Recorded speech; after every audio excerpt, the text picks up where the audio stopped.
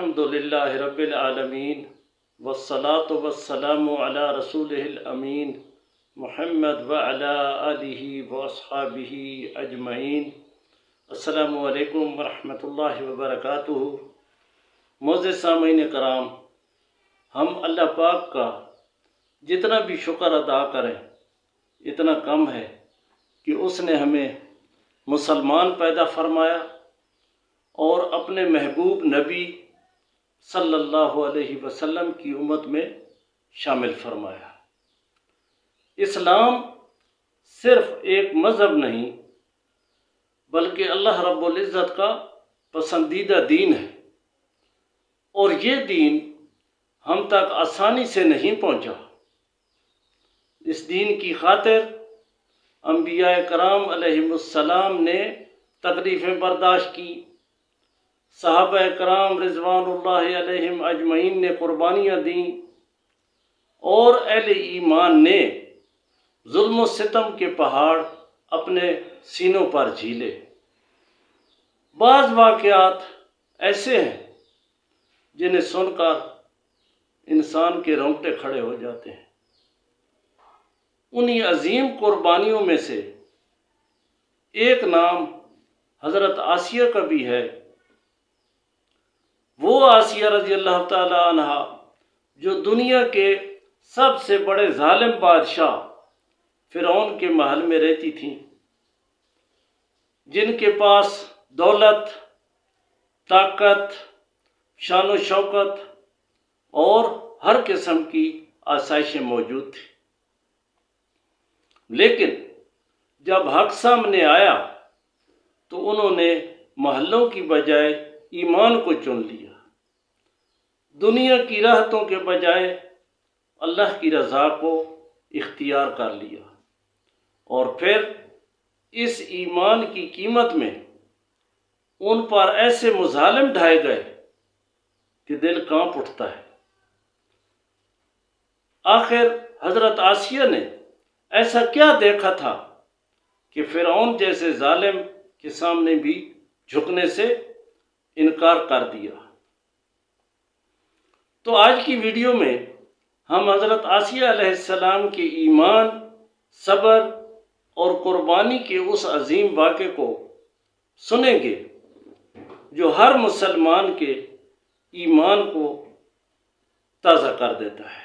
معزز سامعین کرام، اس واقعہ پہ جانے سے پہلے کہ حضرت آسیہ نے وہ کیا دیکھا کہ ان کا ایمان اللہ پاک پہ اور وحدانیت پہ اور زیادہ مضبوط ہو گیا، تو وہ ایک واقعہ ہے جسے وہ اپنی آنکھوں سے دیکھ رہی تھیں۔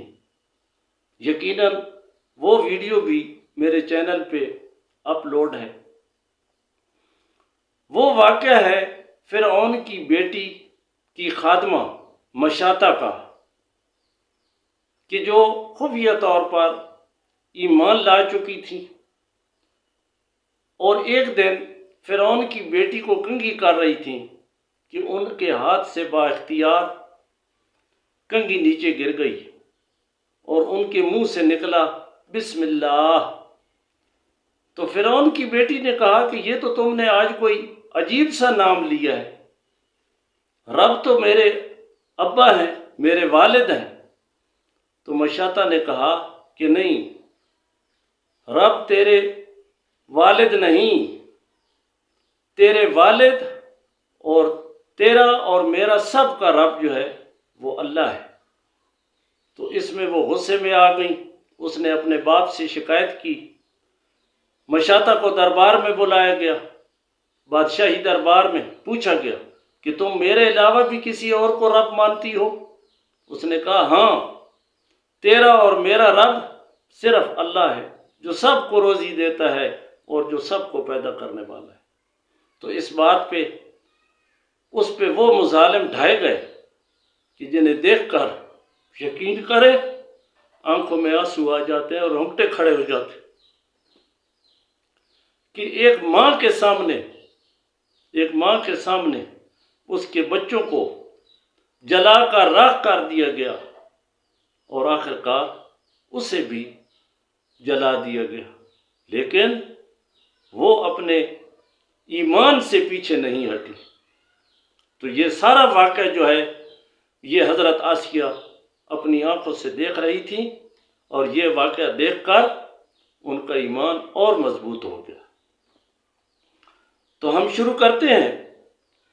حضرت آسیہ رضی اللہ تعالی عنہ فرعون مصر کی بیوی تھیں، جو حضرت موسیٰ علیہ السلام کے زمانے میں سب سے بڑا ظالم بادشاہ تھا۔ فرعون خود کو رب کہلواتا تھا اور اپنی رعایا پر ظلم کرتا تھا، خاص طور پر بنی اسرائیل پر۔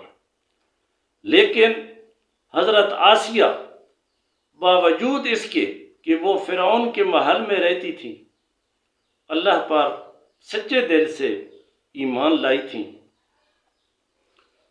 حضرت موسیٰ علیہ السلام کو جب ان کی والدہ نے فرعون کے ظلم سے بچانے کے لیے دریا میں بہایا، تو وہ بچہ فرعون کے محل میں پہنچا۔ حضرت آسیہ نے جب بچے کو دیکھا تو ان کے دل میں محبت پیدا ہوئی۔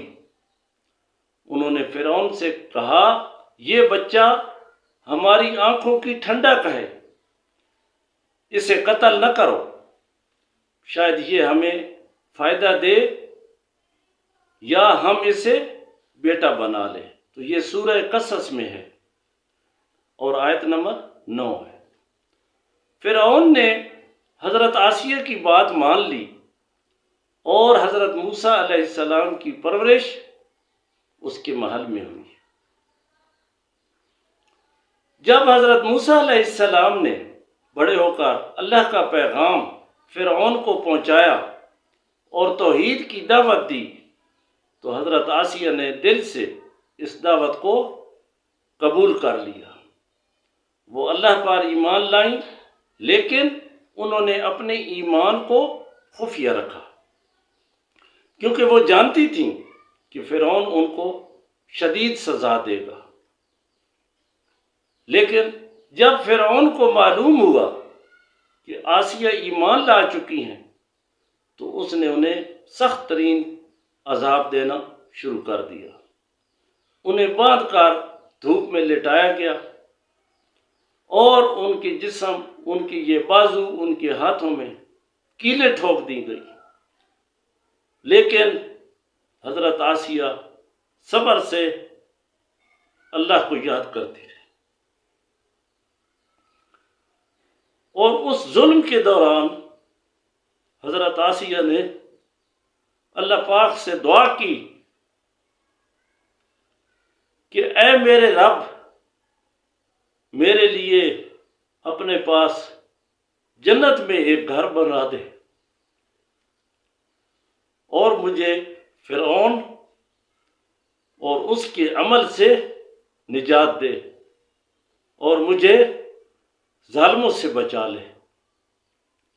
یہ سورہ تحریم آیت نمبر 11 میں اللہ تعالیٰ نے ان کی دعا قبول فرمائی، ان کی روح قبض کر لی گئی اور وہ شہادت کے درجے پر فائز ہو گئی۔ حضرت آسیہ رضی اللہ تعالی عنہا کا شمار عورتوں کی سب سے افضل ہستیوں میں ہوتا ہے۔ نبی کریم صلی اللہ علیہ وسلم نے فرمایا، بہترین عورتوں میں آسیہ بنت مزاحم فرعون کی بیوی بھی شامل ہے۔ تو معزز سامعین کرام، حضرت آسیہ ہمیں یہ سبق دیتی ہے کہ دنیاوی جاہ و جلال کچھ بھی نہیں، اصل کامیابی ایمان، صبر اور توکل میں ہے۔ تو اللہ پاک سے دعا ہے کہ اللہ پاک ہمیں بھی حضرت آسیہ رضی اللہ تعالی عنہا کے طرح ان کے ایمان پہ ہمیں بھی ایسی توفیق دے کہ ہمارے بھی ایسے ہی ایمان مضبوط ہوں۔